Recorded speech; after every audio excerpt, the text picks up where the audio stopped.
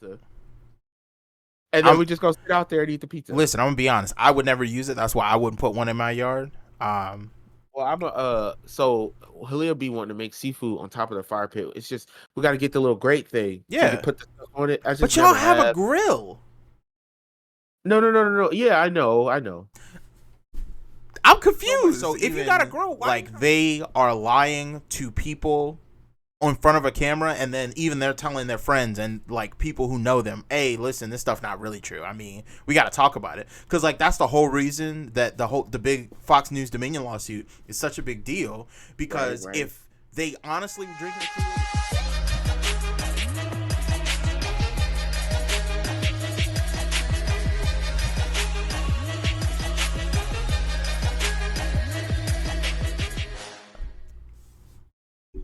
Hey there, everybody. This is the Pensive Brothers podcast. This is Aaron. And this is Elliot. Hope all you guys are having a fantastical day today. Fantastical. What are we talking about? Man, couple of rando things. Okay. We'll see how many of them we actually get to today. Hey, listen, I like rando things. Hit it. What you got? Yeah. So, all right. First of all, let's start out serious, and then we're gonna go into a couple of nonsense things later. Oh, we gonna start low and go high. Okay. Yeah. Because I want to make sure that we get to this first. Oh. Yeah. So last week we talked about those congressmen in Tennessee, who the state congressmen who were expelled. The two black guys, both of their names was Justin. Strangely enough. Actually, this week they were reinstated to their seats. Yeah, I heard that. Both of them. Yeah. Shockingly enough. I wanted to inform all of our listeners, like, yes, those two guys, that was, like I said last week, the most important story in the country, in my personal opinion. But those two guys were reinstated to their seats. So democracy has prevailed in the end. Thank God. Thank goodness. Because it is kind of wild to think that they really just got rid. Yeah, they were just like, you know what? Y'all did all of the work to elect your own representation. Y'all sent them up here. Like it. They've been representing y'all, and y'all are happy with it. But we're not, so we're going to go ahead and kick them out. Not for anything illegal, not for anything that's wrong, not for anything that's technically against the rules even. We just going to do it because we don't like them.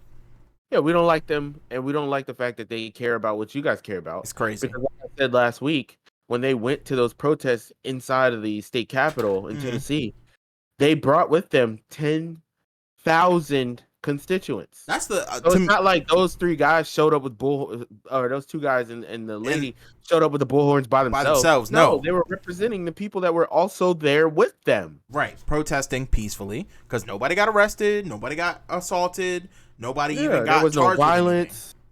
Nobody died. And now all of a sudden the Republicans know when to call something an insurrection. Yeah. All of a sudden it's very clear. Oh, that was obviously an insurrection. Nobody died or anything, but they were obviously trying to disrupt government.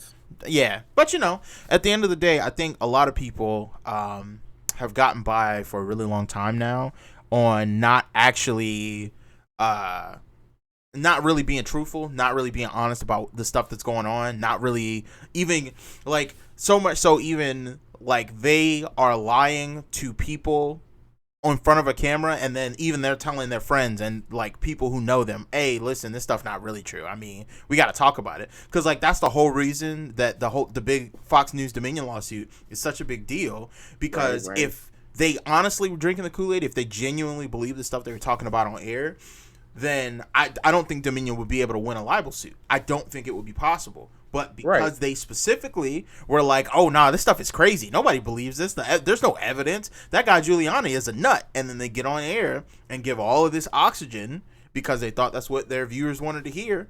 And they were losing viewers to Newsmax. It is what their viewers wanted to hear. Some of their viewers. But most of their viewers. Here's the thing. Because first of all, when the reason why Newsmax and One America News got so big so fast is because when Fox News called Arizona, a lot of their viewers shifted their attention over there. Where, like, I told you about that one day I'm gonna find the clip and send it to you. Like, the funniest thing ever was this was after all of the. You remember the news called the election at once? Yeah. So after that, it was like 2 days later. One American News had this lady on saying all of the mainstream media is using this map, trying to show you or tell you that Joe Biden won the election. And she was like, this is the map we're using. And it threw up this map where Donald Trump won like the whole state, the whole country, 38 of the states or something. And I'm like, wait, almost all of those. But like here's the states that he lost. Right, of course. But here's these are just toss-ups. That's all. Here's the thing that we lost when we talked about, like, this is gonna be like a 3-line, right? We talked a couple of times about how important it is to be principled. If the truth is the truth, right? Yeah. Yes, there's an acute thing that's gonna happen where people are gonna go where they're gonna hear the thing that they want to hear. But at the end of the day, if you garner a reputation of telling the truth and being honest, then people will come back because they'll be like, okay, I don't believe you about the Trump stuff, but tell me about this other stuff that's going on. And like, that's technically speaking, that's true, what happens. As you know, Fox News is still of the mainstream news. They're still number one. Number one. So, because also, it's not just because people, but you also got to keep in mind for the other outlets that purport to be more Democrat leaning, they suck. The average Democratic voter doesn't like CNN. But for a long time, the average Republican voter did like Fox News. You see what I'm saying? You know why?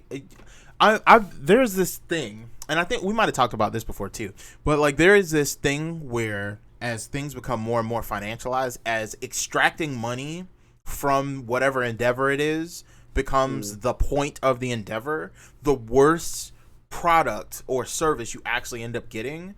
And I'm noticing, like, the reason corporate news sucks isn't just because corporate news sucks, because I think corporate news could be really, really good. No, it sucks because they're so lazy and they are just looking for the cheapest, most, like, non-work. Yeah, they want to put in as little as possible to be able to make the money out. And I think that is why corporate news sucks. Because if you think about it, CNN has so much money. All they would have to do to like get their ratings back is just go report news. Go to all the places where things are happening. Go to all of these places where police are assaulting like normal everyday white people and report on those stories, and people will come back and start watching CNN. But the thing is, go to places. The problem that they have where is that it's similar, honestly similar to the politicians in Congress. I think that the people, the higher ups, the billionaires, the people at the top, they don't want that nuance of a conversation. I'm gonna be honest with you. I think it's a manufacturing of consent. They want the conversation exactly the way that the conversation is happening. Because if CNN goes out there and makes all these giant stories about like actual news, covering things like mass incarceration, like what you're talking about, and things like corruption, well, then the bottom line of CNN might be affected. You say that, but here's genuinely the issue, right? I only think that's half true, because they could go out and just cover stories that don't affect their bottom line and still be reporting lots of regular news that people genuinely would be interested to hear, and people would watch CNN. The problem is CNN does so much. I couldn't agree with that. They do so much making news where they just decide, okay, this is the important story. This is what we need to talk about. Oh my gosh, yes. And then they railroad it in. News, yes, and then they act like stuff is the stuff they're reporting is so important, and their opinions on the things that are going on are so important that they just focus in on that, and they spend all of their time analyzing and reanalyzing nothing, to the point where everybody's like, why would I ever watch that? That's why CNN Plus did not go anywhere. That's why. Oh my gosh, it was the most glorious failure of all time. I could not imagine. $7 billion or something crazy, and like literally, it imploded in what, less than a month? You know what makes me mad? We could have made a better news show for like $100,000. We could have made a whole. Roland Martin has a whole news network, and he ain't spending $7 billion. He's got a good network. That's a really good, popular black news show. But do you think they would give Roland Martin a chance? No, they're not gonna let that man do that. And so, when his I don't know if you ever watched his TV One show. Yeah. Was it TV One? I'm pretty sure it was TV One, because that's the black channel. It was either, it was TV One, or it was what's the other one? I can't remember, but I think it was TV One. I'm almost sure you're right. Roland Martin had a show there. That's where, I told you about my favorite interview of all time, which was Roland Martin versus Richard Spencer, where he just violated him. I don't think I've seen this. What? No, you've seen it. You probably just don't remember. Maybe. Or maybe I've seen clips or something. Yeah, it's the guy that's like basically in charge of the alt-right. I know who Richard Spencer is. I've just not seen this interview. Basically, you know what? One day we should seriously. We just gonna have to sit down and watch it. Yeah, and react to it on the channel. But basically, he brings Richard Spencer on. Mm-hmm. And Richard Spencer, if you remember when Trump was president, when he kind of got big, Mm-hmm. now he got all those lawsuits after the Charlottesville shooting and murder of was it Heather Heyer that got ran over? Mm-hmm. Yeah, but Richard Spencer basically thought he was gonna get one of those mealy mouth. Oh, it's a black guy, so he's not gonna know what he's talking about. Mm-hmm. When I tell you, Roland Martin took this dude to school for 30 minutes straight. Oh, I mean, it was like a spanking that not even Granddad could dish out. It was glorious to watch. Here's the wildness, okay? Now, you remember what I said about CNN? I think that this is like a rot. So I have observed this thing where there are people who aren't actually doing any work. They're really good at talking. They're really good at making it look like they're doing stuff, and they're really important, and they really know what's going on. But like, when you get right down to it, they're not really doing anything. They really aren't informed. They're really not informed. They're not doing their homework. They're not researching topics before they get up and talk. They just kind of memorize their talking points, and then they like make a lot of noise around those talking points to make it sound like they're saying something.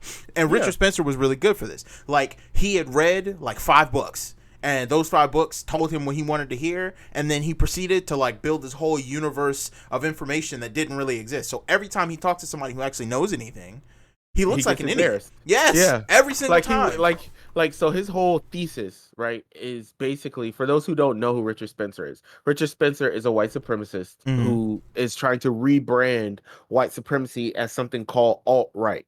And so he was technically successful. He's a changed man now, so he says.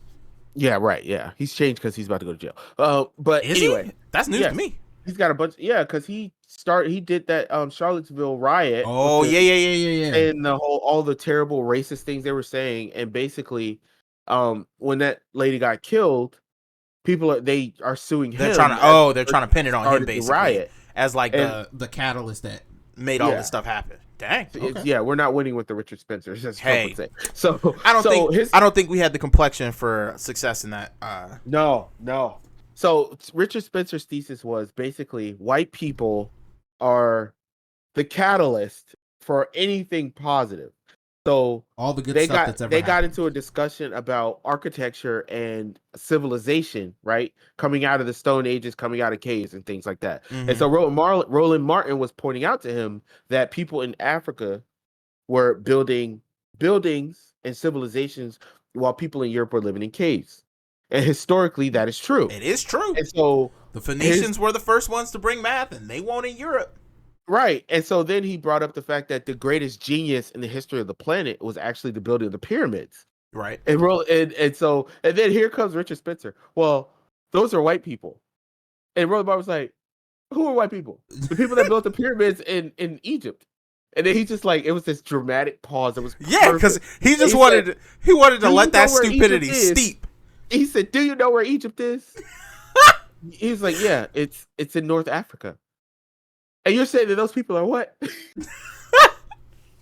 Listen, I can see it right now because he gonna let that thing breathe. He gonna be like, "Okay, I'm sorry. What? You said what now?" Yeah. Are you sure? You don't want to retract that? You don't even want to think about it? You're just gonna let that? You're just gonna leave that out there, just dangling? Yeah, I'm trying to tell you. It was 30 minutes. Elliot, it was 30 minutes of that. It was hilarious. So one day we'll sit down and watch that. We definitely gonna have Anyway. That's wild. Roland Martin is a good one, though. You know, I love Roland Martin. We talked about him on the PPD podcast, didn't we? Yeah, I think so, because that was one heck of a showing. Like, it was hard to watch, man.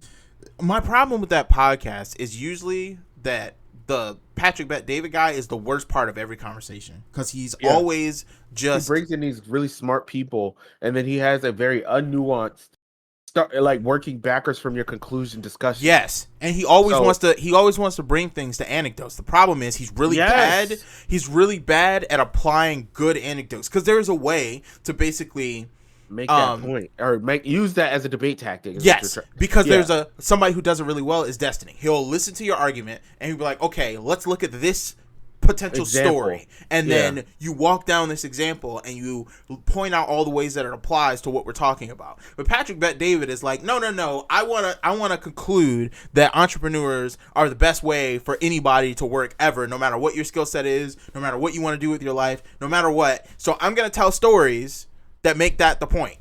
And make up stories at that. Right. these aren't even real stories. Like, Nah. it's like, you're a dude who's basically comes to this country, or you're a guy who's not that wealthy, and you start a business, and now you're a millionaire, and then somebody wants to come and tax you. You're telling me that that's good? Like, he went to the Howard Schultz School of Rich People Whining, okay? Yeah. Because I swear he is they are really aggrieved. He's really rich, too. Listen, Howard Schultz has a lot of money, and come to find out, he did live in subsidized housing. No, he did, yeah. But as a child. Yes.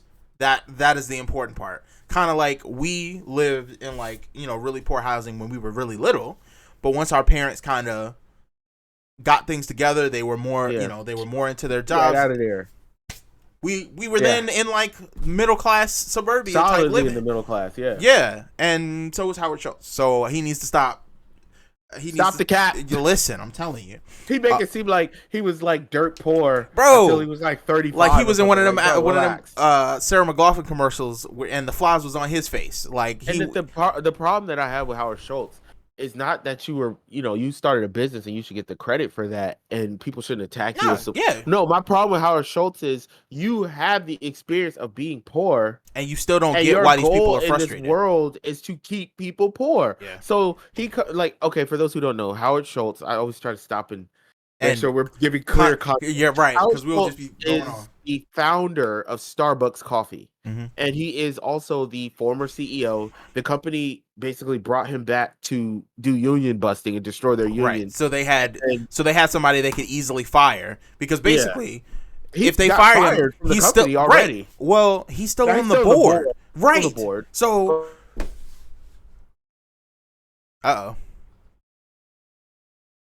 but he got fired. Much of it's actually firing him.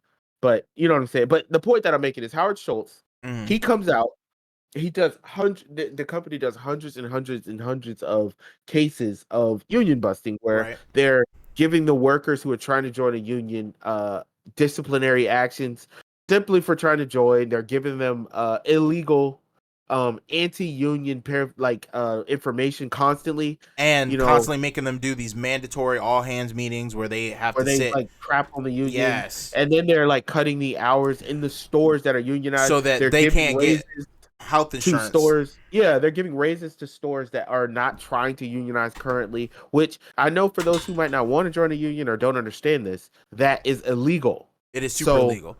It's one thing to say, hey, you guys, if they don't want to join a union, don't make them join a union. That's one thing. But it's a totally different thing for workers at a store to be saying, hey, we want to start a union. You have the legal right as an American citizen with a job to do that. Every time. And the company to come in and to try to stop you from doing it. That is illegal. And, the crazy part to me is I don't understand how he doesn't understand the fundamental problem with what he's saying. Because his argument is, I started Starbucks and I've always taken really good care of the employees. The employees are saying, hey, that might have been true when you were CEO, but as soon as you left, not even 30 or 40 years ago, it was not that long ago. So, but as soon as you left, the company took a different direction. A different CEO might do something different that doesn't take care of the employees. We want the ability to have somebody advocating on our behalf, even if you're not there. And he's not really advocating on their behalf either, but that's a different story. Even if he was, if you're the best boss, if you are the absolute best company ever, right? One of the things that I really don't think people understand is the whole reason that unions are so positive, and the reason why even in a good workplace a union can be a really positive and something to aspire to, is because at the end of the day you need somebody whose only mission is to advocate for you. It's kind of the whole reason that I don't like this whole public-private partnership constantly spending lobbying money thing, because the government is our only real way of fighting against large corporations who are moneyed interests. Now, there's some arguments for maybe corporations should have more limited charters, they should have a lot less carte blanche to just do whatever they want, they should probably be limited in a lot of other ways. If you're a business, if you're a business that, I don't know, sells staplers, you should not be able to go buy you a steel plant and lock out everybody else who makes staples and be the only distributor of staples, so that now your stapler company is the only one that has any staples, and everybody else. That's the problem that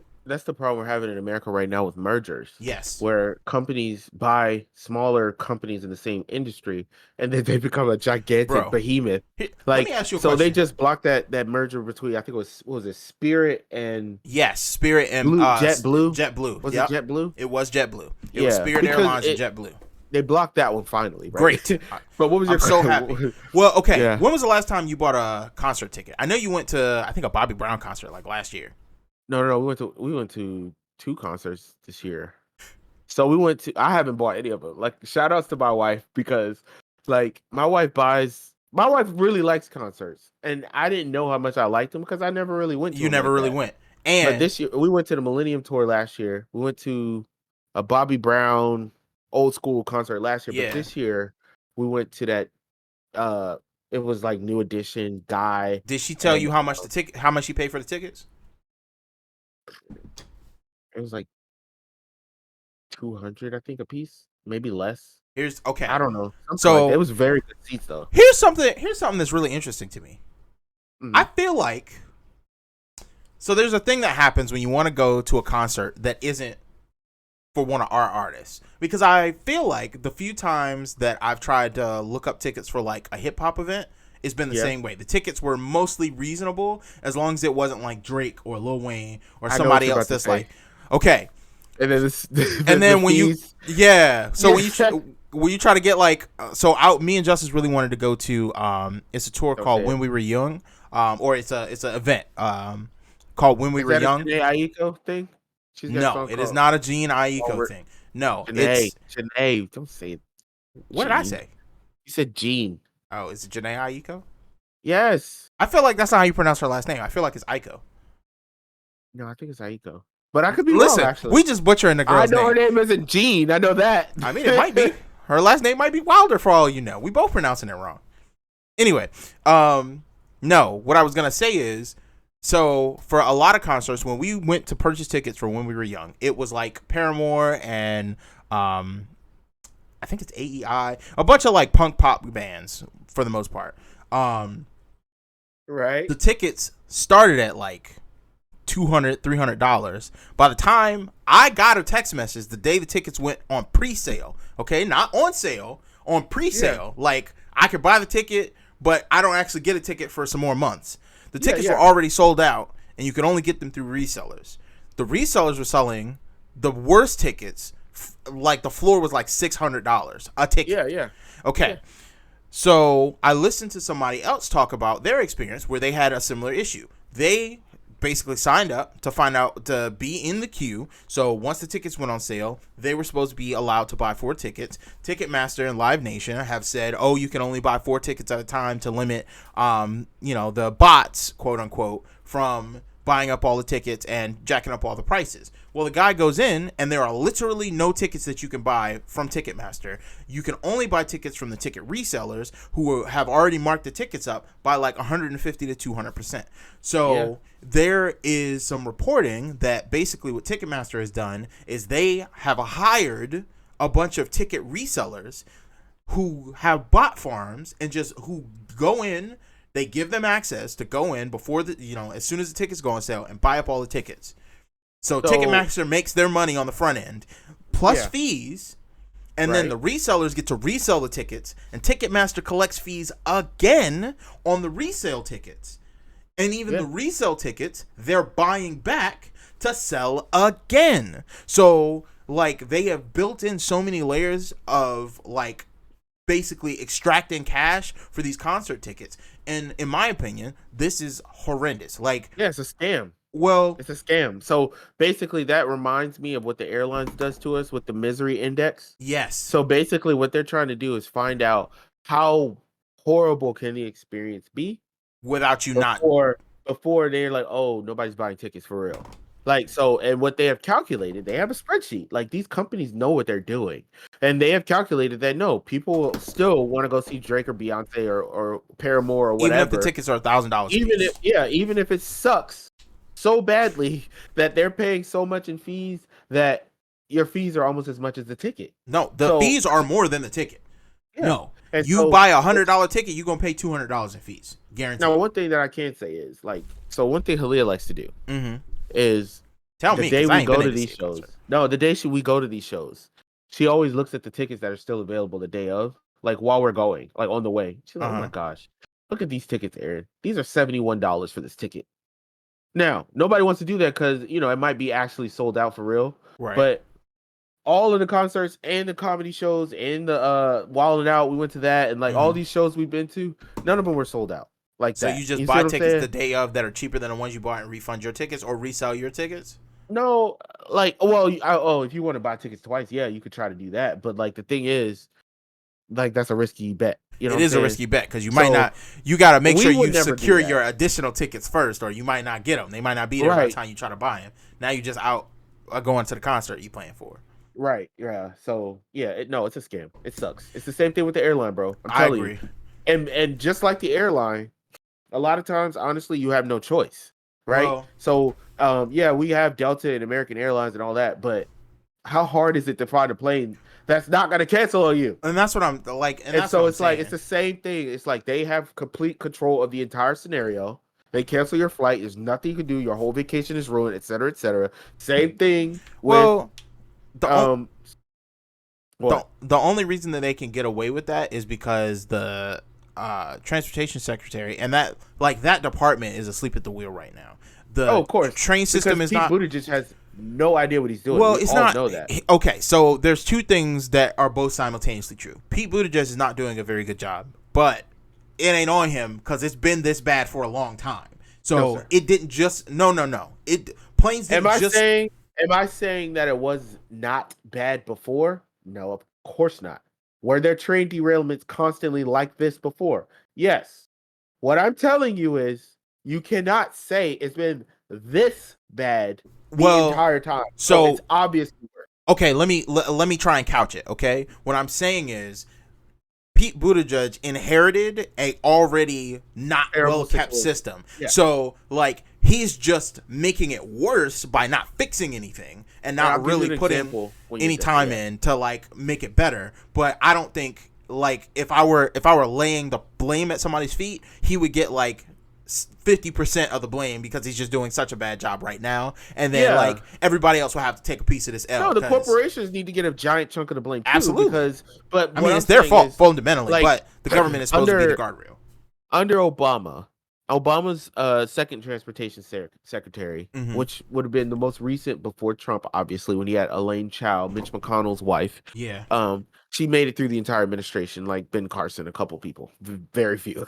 Wow. But Obama's transportation secretary, his second term, basically imposed all of these like gigantic fines for the airlines when they were having issues of rando flights being canceled. Which is what you're supposed to do. Elliot, over the span, I think it said of a weekend, flight cancellations declined by 90%. Over a weekend, bro. Of course. And so because when it costs you something, you gonna do something about it. They were taxing them. I don't know if it was by ticket or if it was by flight, but whatever it was so drastic. Over the span of just a few days, they were like, "Oh, we can't do this no more. We know how to do this thing correctly, but we were just doing it horribly because it was probably saving us a little bit of money." Yeah. Like now we don't got to put that plane in the air. We already got your money. We're going to give you like what American Airlines does now. We're going to give you a credit that you have to use in a year. But if you try to use it, your flight cost, like, okay, I got to tell the story. So I was supposed to go to Dallas in June of last year to go to one of my fraternity brothers' engagement party weekend. Yeah. Okay. They had this super nice thing, him and his fiance or their wife now. That's not the point of the story. Yeah. So we were going to this little party. Me and Halia had tickets. We had our hotel, everything set up. Get to the airport, and I see this gigantic line over there by where our flight, where we were taking American Airlines. This giant line. And I'm like, oh, Lord, which flight did they cancel? But we get in the regular line, not that line. Right. We get all the way to the counter, like, oh, that flight's been canceled. So you got to get in the big line. I'm like, oh, God. Ellie, you know what that means when they cancel your flight. Yeah. So I go all the way up to that big line, and then I immediately call the customer service line. I get on the phone with them, and they, hey, our flight's been canceled. We're trying to get rebooked. Can you help me? Blah, blah, blah. Oh, great. I see you had a flight for this morning at like 6 a.m. You dropped us off to this flight, if you remember. Yeah, I do remember. They're like, yeah, so we can get you to Dallas tomorrow night. You'll be landing in Dallas. This was like a Friday morning at like 5 a.m. We'll get you there tomorrow night, Saturday night at 10:30 p.m. You will land in Dallas.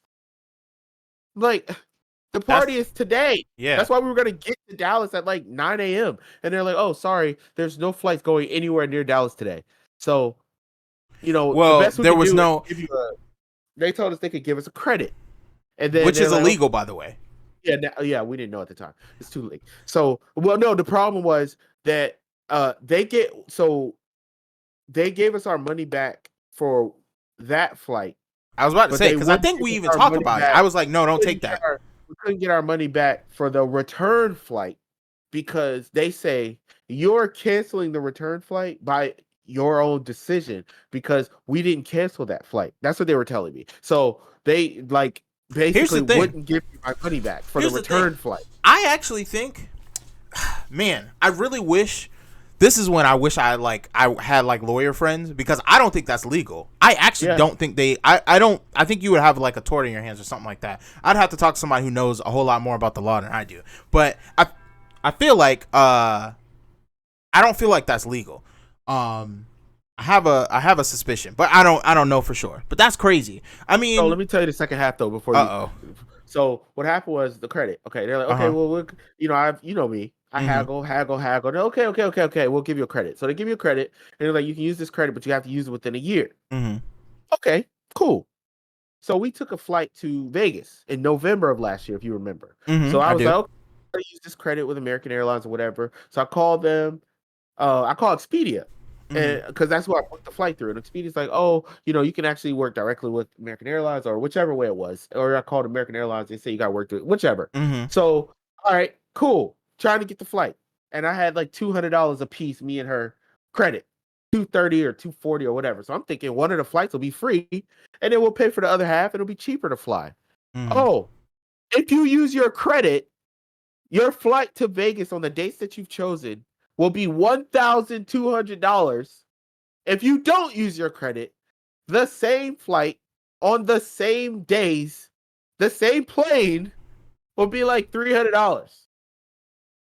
How are they charging you if you're getting a credit? Oh, that's what I'm saying. So that's what I'm saying. It's a scam. It's a scam. So we had to literally let those flights go. Yeah, that's now. wild. I think I still have them. I think they expired June of this year, if I remember correctly. So maybe I'll. Oh no, that trip is actually after June, so I can't use them. Wildly, somebody is ringing my doorbell right now. Hold on, I'll be right back. Okay, well I guess I'll have to stall. Yeah, you gonna have to entertain the people. Yeah, have at it. So, anyway, the main point that I was making was the airlines are a giant scam, and I've never really talked to myself like this. So, let's talk about Elliot while he's gone. No, just kidding. I'm kidding. So, and I'm sorry if I sound under the weather, by the way. I've been kind of nasally and sick this week. It's been kind of rough, but getting over it. Took a COVID test yesterday. COVID test came back negative, so we're good to go there. But, just kind of getting over a little cold. So, another thing that I kind of was thinking about was my yard. So I don't know how many of you guys out there are working on your grass or working on your plants or working on your yard this year, but like a big thing for me is definitely my grass. So I've been doing a lot of like grass seeding. I had some work done in my backyard this year. So I had a little fire pit area put down and I had like a walkway put down and I got my lights up and everything like that. And a big thing that I've been really working on is making sure that the grass looks good. Because you look crazy if you have a walkway and no grass. You look crazy to me. So, I've been seeding, aerating, putting the grass seeds down, and things have been going good. You're back. I am back. I'm talking about my yard. Oh my God, you in this yard, bro? Have you seen the new yard? I don't know actually. The last time I saw it, you had put up the lights. The walkway was done in the back. I haven't seen it since you got though. With the grass? Nah, I don't think so. Okay, so I might need you to come over today. Are you going to the gym after this? Probably not. I'm probably gonna go in the morning though. Okay, I'm need you to come over here after that. After we're done. And my God. Go back home. Okay. You don't actually have to, but I really would like you to come. I figured you were working tomorrow. Aren't you working? Yeah. Okay, so But if you're Which one? working from home, maybe I'll swing by. We'll see. Oh, of course I'm working from home. Come on now, what do I look like? A Listen, I peasant don't that know. goes into the office Sometimes on a Friday? oh well, that's actually a good point. Sometimes I gotta go into the office on Fridays. No. I was talking about my yard. So, I, okay. So actually, it's a couple things I can tell you that I haven't told you. So Okay. first of all, I put the fire pit area down. You probably seen it like on Instagram or something. But I've been working on my grass. So I had a little um platform built for where my grill is. So when I start grilling, actually I need to go ahead. I was gonna soak my grill grates. So when I start grilling, I'm gonna be able to like stand on concrete as well. Not So you're not standing standing in the grass, yeah. Yeah. But like now I got grass growing all around that platform. I So don't know like the grass, why you so gung ho about putting grass back there. It's gonna be so hard to cut that grass. I don't cut my grass. What do I look like, a peasant that cuts his own grass? No. It's gonna be hard for whoever's doing it to cut the grass back there. But that's why you pay someone to do it. Oh my god. And besides, the grass is already grown. And Make a besides, rock garden. Elliot, it was already grass back there. And like the only difference is when he was putting the pavers down, when he was building the platform, walking on it, dropping concrete on it constantly, killed it. That's all. Listen, shout out Terry. It did look so good. I kind of want one. I ain't gonna lie to you. I might get him to do one like mine, to do one like yours in my backyard. Did I send you that pizza stove thing? You did, and my question was, now that you're on this healthy kick, you don't need no pizza oven. But okay, all I'm asking you is simple question. Doesn't it look awesome? I mean, it does. It seems really cool, and it don't even seem hard to do. Like the way they did it in like 2 seconds. Yeah. I mean, obviously it was edited, so it probably didn't actually take 2 seconds. Nothing is ever as easy as they make it look in the video. And I can tell you, as a person that just bought a bunch of pavers home, it's gonna take you a minute. But it still might be worth doing. Looking at it, using that thing once or twice a year, and you'd be like, you know what? Let's go out, sit at the fire pit, and make a pizza. And then we just go sit out there and eat the pizza. Listen, I'm gonna be honest. I would never use it. That's why I wouldn't put one in my yard. Well, so he'll be wanting to make seafood on top of the fire pit. It's just we got to get the little grate thing. Yeah, so you put the stuff on it. But y'all have a grill. No. Yeah, I know. I'm confused. If you got a grill, why are you trying to make food on the fire pit? It's the same thing. That's all you got to say. Pretty much. I mean, listen. I guess to each his own. Mom's house to get some wood because I done burned like half of the wood that I have. I was about to say you had a whole pile back there last time I checked. I know, but I done lit the fire pit like 3 times and used a lot of it. So I'm not out, of course. But what you need to do is get start getting them trees cut down. Get somebody out there to top them off. You've had plenty of firewood. Okay, pause. But the problem is the trees, fool. The trees. What you say about the trunks topping off who? Shut up. Why are you so gay? The problem is, don't say that. The problem is, don't let that rumor out. No, not that. No, just I don't want nobody thinking that you're using gay. No, the problem. No, I don't think there's anything wrong with it. Said something gay. The problem is you're not gay and you're over here saying the gay stuff. That's the problem. Anyway, but what I'm saying is the trees are so tall, and then a lot of my trees are in other people's yards. They're just overarching into my yard. Yeah. So you can't even cut them down because it's not your tree for real. Yeah, and troubles of home ownership. I got the grass, Elliot. The grass looks so good. Like that's why I want you to come over and see it at night because you'll be able to see you'll see the areas where there was no grass at all. And now that there's grass like almost everywhere. So I told my grass guy like I want to wait a couple of weeks to see where it's not gonna grow, and then that way seed it up. So specifically those 5 or 6 spots to get the patches back out. I got areas the last 2 summers I had no grass that have a little bit of grass now. And so now I see it's working. Like my process is working this year. So I got a plan for next year. So I've got 2 areas, 2.5 areas in my yard where it's not level. Like especially that back corner of my fence. Like if you're standing behind my house on the left side, that back area, the ground is lower, and then when you come from over there, the ground gets a little higher. So next year, I'm gonna get a couple bags of dirt You are killing me. You are killing me right now with this yard talk. It's too much. It's too much, bro. You sound like a bajillion years old. Oh my god. You're like, no, you don't understand. Let me get off. Oh my god. Listen, people gonna be like, man, he's really into that yard. My work counterpart, her name's Jennifer. We talk on the phone like every day because we have to. She works at the command. She's the liaison over there. Mm-hmm. And we talk on the phone literally like at least 3 hours a day. Like every day I have to call her like 7 or 8 times, or she calls me 7 or 8 times, and we just talk. And sometimes we'll just be sitting there, and I'll be like, "Oh, since you bring up my yard," and she'll bust out laughing. Like, Nobody's asking you. Nobody's asking you about this yard. No, but she'll do the same thing. Like she's telling me about her husband's birthday, and I gave her an idea, and she's like, "Oh, that's you a ever good been idea. to Hot Pot? You been to Hot Pot?" Yeah, I took you. No. You took me to like, what was it called? No, we took you to Hot Pot. No, we went to like, it was like Samurai or no. Me and Justice took you. No, me and Justice. I don't remember. We took you to a Hot Pot place. It was a Hot Pot place, but I'm saying the place called Hot Pot 757. I'm pretty sure we took you to Hot Pot 757 because that's the one Justice likes. The one in Virginia Beach? Yes. I thought the place was called like Volcano or something. We took you to that one too, but I'm pretty sure we took you to Hot Pot 757. No, I've never been to Hot Pot 757 before. I went last week for the first time with my coworkers. I don't know if I agree with that, but okay, keep talking. Anyway, I was just telling her, she was saying, "Oh man," she's like, "Don't judge me, but I haven't planned anything for my husband's birthday. I'm trying to figure out something." And so I was just like, we went to Hot Pot the other day, and it was really nice. Really good. You should check it out. And she's like, I was looking for something unique. That's a good idea. And I explained to her how it works or whatever, and she's like, "Oh my gosh, he'll love that." And like their kids are like us, like our age, right? Oh yeah. She's like a little older, so her youngest is like 18. And so her other kids are like they're old enough 24. to appreciate that sort of. And she's experience. talking about, so it's gonna be there's gonna be a competition where her husband and her kids are gonna try to see who can cook the most and eat the most. Why? Why? I don't know, but I think it's hilarious. Listen, they about to spend a whole lot of money. That's all I can say. Because I don't feel, well, okay. Do you think we would do that with Dad? Do you think we would ever be that playful? I don't think we would. Nah. Like we'd be like, "Dad, I bet you I could eat more, like, I don't know, spare ribs than you or something." Listen, it's wild. I don't see us doing that. I don't either. Like, that's not a competition I think we would ever challenge him to.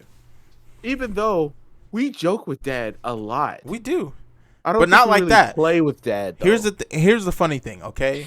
Like, we respect our parents a lot. And I think too much. No, just kidding. I don't know. I don't even know what that would look like. But I think there is so I was listening to somebody talk, and there is like something that you kind of lose when you don't have like when you have that, I ain't one of your little friends kind of relationship with your kids, because you do need to be an authority figure in your kids' lives. But like when it's like a rigid authority, like I don't know how to treat him like another random adult. Like, nah, that's my dad. He's in a box and he put himself there. So like that's my dad first, and then I got other people to be my friends. Yeah, it's somebody else. Like not one of my friends or whatever.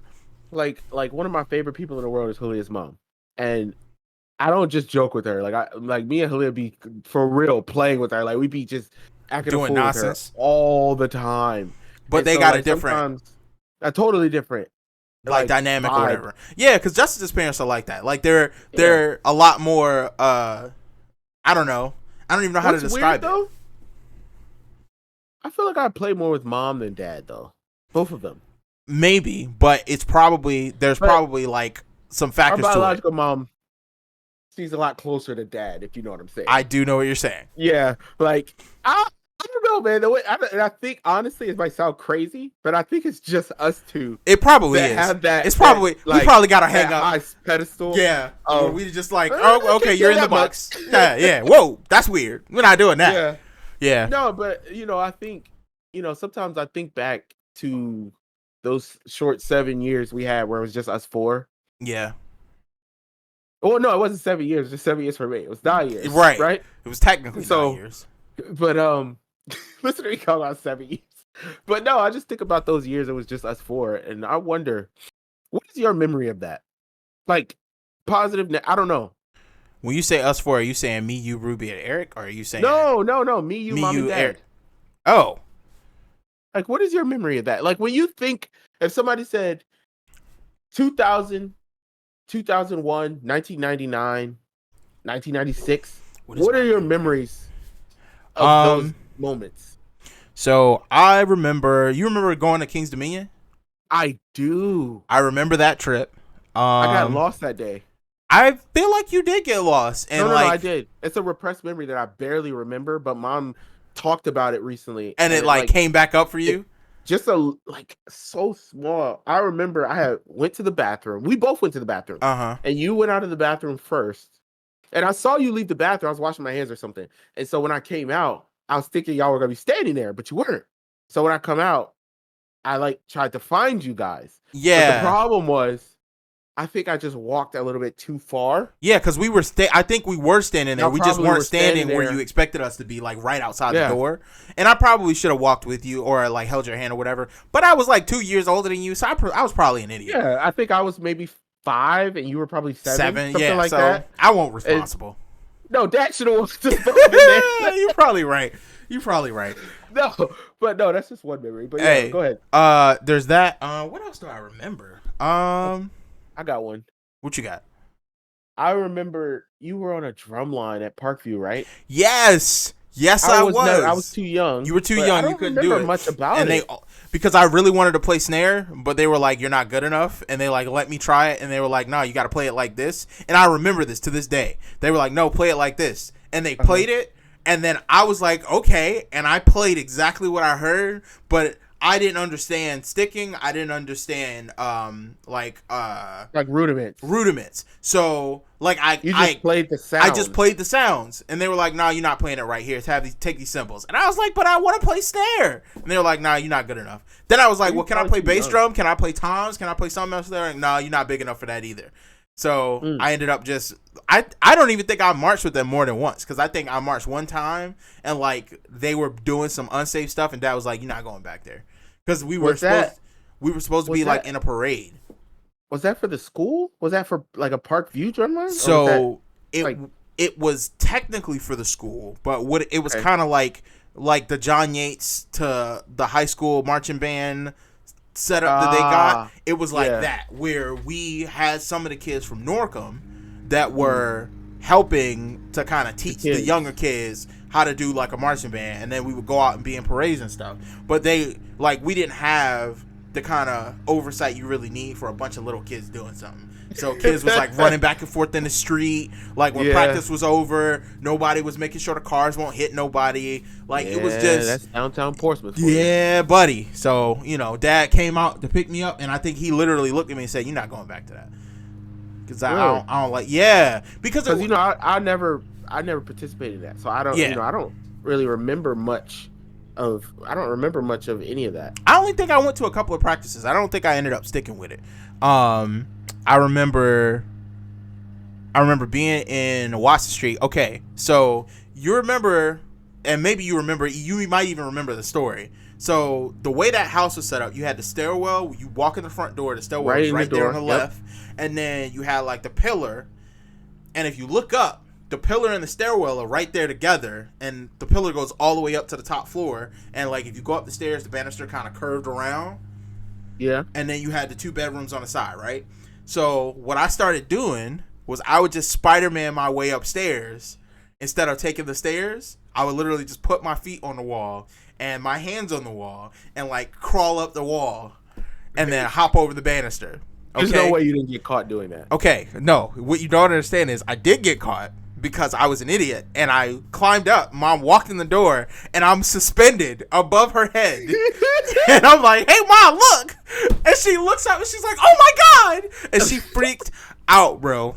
And then she was like, "Oh my God, get down from there!" So I, of course, hop over the banister, and I'm like, "Oh, I'm fine." But Mom was freaking out, bro. Let me tell you, she was bugging. I was like, "Okay," and then I realized, oh no.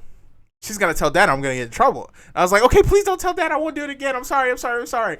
And I don't think she did. I don't think she told Dad because I never got in trouble for it. And I never did it after that because I was too scared. Hey, shout outs to Mom. Listen, the real problem is no, because I would have been way more of an active kid. Yeah, you'd have been better off getting beaten. Listen, no, I shouldn't have got a beaten. They should have been like, if you're going to climb stuff, we taking you to a gymnastics training, or we taking you to a gym, or we taking you to a park. You can go climb on stuff there. That's supportive, but I stand with the beating. No, yeah, I mean, no, I'm just kidding. Well, you would have never did it again. But True. All right. Here's another memory. Okay. All right. Because I know I don't want us to go long, but I got like 10 of Hey, these. go ahead. Go off, sis. And when you was talking about me. My bad. So you remember? Okay, two memories.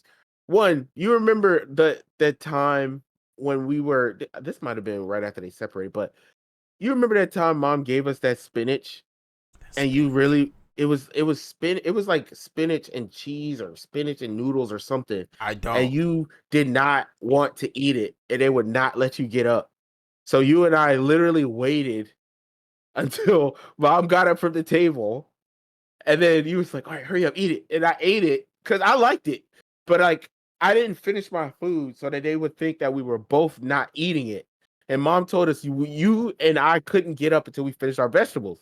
So I ate it real fast, and then we both got up from the table. I don't know if you remember that. I don't remember this, but I remember that happening at least twice. I don't remember the specific occasions, but I remember being at the table. I didn't like spinach and I didn't like peas. No, you weren't fooling with peas. Listen, bro, I still don't to this day. I don't like spinach and I don't like peas. I love peas. I know. It's one of your favorite vegetables. No, it is my favorite vegetable. That's wild to me. I could eat peas out of the can with a spoon. That's disgusting. You should be ashamed of yourself. And I also remember I wrote 3 papers about this in college. My favorite meal, I'd be joking with Mom. 3 papers? 3 papers about this, yes. And got an A on 100 on all of them. But I joke with Mom all the time. Like if I was ever like on death row or something, they were like, "What do you want for your last meal?" It would be a couple of nonsense things, but I want my mom to cook me meatloaf, like for real, because it's that good. Mom's meatloaf is so like, you guys. Listen, I'm glad you like it. So good. I mean, it's so good. It's so perfect that it's just like I try meatloaf at other places on purpose, and it always disappoints you. Always, except for the Golden Corral in Greenbrier. That's so random. Yeah, because if you go to any other Golden Corral in the country, it's not going to taste good. But any school's meatloaf, anybody that makes meatloaf with gravy, subpar. You're wild. I'm telling you, Elliot, Mom's meatloaf. And I distinctly remember, like, one of the first times I had it, obviously as a baby, I probably had it. You were little, right? But when I was old enough to comprehend what's happening, I was like 3. And I remember it so vividly, digging down into that juicy meatloaf with that little spoon with the plastic the baby spoon. Yes, I know exactly what you're talking about. Oh, you get a little. Was it on a blue plate? Potatoes. Was it in your memory? Was it on a little blue plate? Yeah, a small one. Yeah. And it had the little ridges. Yeah. Yeah. Why do we both remember the same plate? Because shout outs to Mom. Shout outs to Mom. So my favorite food in the world is Mom's meatloaf. Like that's wild. Like I love ribs. I love Alfredo and all this other stuff. But whatever. You know what's funny? Meatloaf. I remember it like. It's just listen. Mom introduced us to like all the best like broke foods because and that stuff stuck with me. Okay, because I ate ramen with corn religiously while I was in college. Okay, it was so good. Ramen with corn, ramen with bacon, pancakes where you like add a little extra butter or a little extra country crock so you get the burnt ring on the edges. Yes, so the pancakes are perfectly crispy. Man, when you get your egg sandwich with a slice of bologna on it, bruh. You can't afford to be eating no good pork bacon. Nah. We gonna fry some. We gonna fry up some. What is it? Big 8 bologna. If you really going fancy, get you some Gwaltney bacon for like $2. Nah. Get you the thick sliced bacon pat. I mean, I said bacon bologna. I'm sorry. The Gwaltney thick bologna? Slice. Nah, I can't think of what the brand is now, but it's something 8. It's like Big 8 or. I know what Big 8 is. Yes. Is it Big 8 or bologna? Was it Big 8? Or I feel like it's something else. I don't feel like it's Big 8. I don't think it's Super 8 either. Because Super 8 is a motel, I think. Yeah. I don't know. It's not important. The point is, it's not important. It's some thick sliced bologna in there. That's super cheap. It's like $1 a pack still to this day. It's like $1.50, $2 a pack, if that. Man. My wife does not eat bologna. Listen, to be honest, it's not good for you. And like, once you know what's in it, you probably don't want to eat it. To be honest, it's not really good. That's why That's why You just we rather not don't know. know. Yeah. Like, what you trying to find all that out for? I mean, listen, this is the same reason now, because I'm a principled adult, I don't buy Smithfield food products. I don't buy Purdue food products because I know what they do in their facilities and I can't condone it. Now, I'm with you. Listen, but you still shop at Amazon. So that was literally going to be my next point. Is like, now I just got to get myself to the point where I don't use Amazon anymore, and then I can really be principled. subject to mess around and have a finger up in your junk. Or the way Amazon workers be getting hurt. What? Oh, a finger in my package. I was really confused. The phrasing on that statement was wild. I was like, no. Like, it's so funny because, like, my wife kind of bougie. And is that so? Oh yeah, big time. And so to a degree, right? And probably only about specific stuff, just like mine is. Yeah, well, I pulled her out of some of that stuff. Yeah, because I was like, we can't afford that. What you mean? You want name brand cereal? It tastes the same. You can have whatever you want. No, I couldn't even say that. I was like, we got a combined budget. We can't afford it. We allergic to shellfish. I lost a fight on the cereal. So Halia gets her Fruit Loops with marshmallows. To be honest, we went through a whole phase of her telling me I don't want my husband eating Fruity Pebbles. I'm like, well, I don't know what to tell you. Wait a minute. I'm sorry. Is that really what she said? I swear on everything that I love. That girl was super mad. That's wild. She was serious. What, does she want you to eat Cocoa Pebbles? No, she just doesn't. Well, yes, actually. Yes. That's what my question was. And she said yes. She didn't like the idea of me eating Fruity Pebbles, even though Fruity Pebbles with marshmallows is literally top 3 cereals. It is, and Fruity Pebbles is probably top 10 cereals by itself. Top 10. Yeah, nah, she was top cereals. I don't think we have. Go quick, top 3. Top 3: Cinnamon Toast Crunch, Fruit Loops with marshmallows, and probably King Vitamin. Okay, I was about to say, how is our list not going to overlap at all? Okay, it has to overlap. It does, because my King Vitamin is also my number 3. Number 1 is O's. Number 2 is O's was number 4 on my list. Oh, that's crazy. Nah, O's is number 1 for me. It's like O's, and then I would say it's probably Raisin Bran Crunch, and then King Vitamin. Okay, but then if you go to like number 4, wait a minute, Raisin Bran Crunch would be over Fruity Pebbles with marshmallows? Yes. Raisin Bran Crunch would be over Fruity Pebbles with marshmallows? Yes. I like raisins. You don't, for real. Wow. Okay. All right. You know what? I'm going to leave you alone. Okay. Yeah, listen. And I'll get back to mine and get you to 5. But go ahead. You said if you was on death row, your favorite meal would be a meatloaf. Okay. We are never going to see eye to eye. It's meatloaf. We are never going to see eye to eye on this. Because as much as I love my mother, I'm not a fan of meatloaf. Of any. You don't like mom's meatloaf? I don't like meatloaf. You guys, my mom made me a gigantic meatloaf for my rehearsal dinner for my wedding. I do recall this. My mom made me she brought it to you for my graduation party, which was catered. I mean, it is. Like, I just made this. It is with the food. You asked her to do this on more than one occasion. You're like, Ma, can you just make a meatloaf? No. I didn't. I asked her for the graduation party for Virginia State. But when she made, when I had my graduation party for grad school and the wedding, I didn't ask for that. She was like, we can't have an Aaron party without meatloaf. But here's the problem, okay? Every time you get this meatloaf, you get so happy and so excited. Stop. The faces you're making right now, you gotta stop. Well, I'm on a diet. I'm not eating stuff like that. So I mean, meatloaf is technically healthy. You use the lean meatloaf and you use ketchup. I have to use the ground turkey, which. Even though I've had ground turkey meatloafs, I've made them, but it's not the same. It's not the same. It's not the same at all. But back to the cereal. Give me your 5. Okay, so top 3: O's, Raisin Bran Crunch, King Vitamin, and then it would be like, it'd probably be like Fruity Pebbles with marshmallows. Like that would probably make number 4 for me, and then it would be probably Honeycomb would be number 5. Oh, you remember when I was a kid? That was my thing. That was your jam.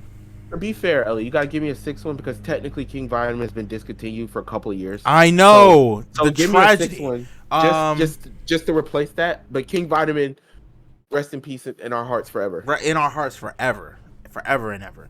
Number 6 would probably be something like, Honey Bunches of Oats. Oh, that's a good one. It is, right? It's a good cereal. It's a really good one. It's like kind of healthy. It's sweet, but it's tasty.